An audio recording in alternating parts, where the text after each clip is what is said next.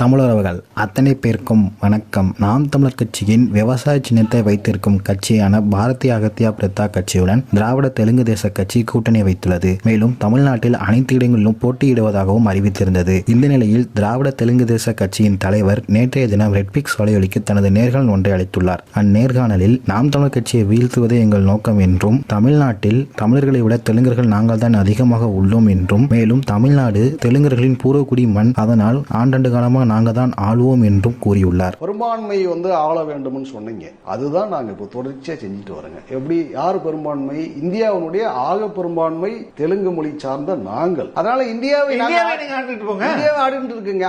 அப்ப தமிழ்நாடு என்பது வந்து இந்தியாவுக்கு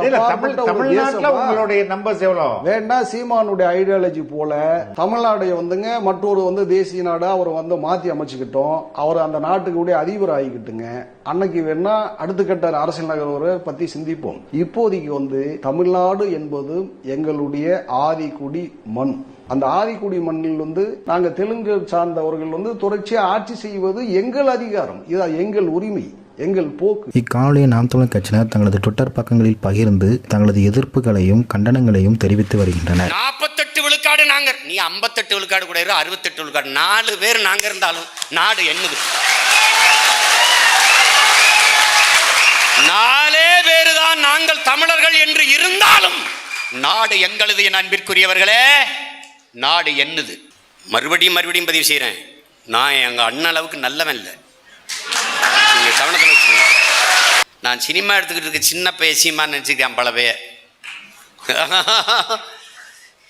ஒரு நாள் நீ என்கிட்ட சிக்கிக்கிட்டு என்ன பாடுபட போறாங்கன்னு மட்டும் பார்த்து நீ எழுதி வச்சுக்க. நீ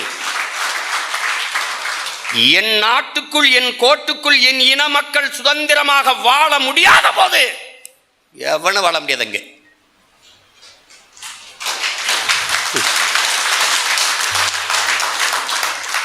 என்ன பண்ணுவேன்னு கேட்காத.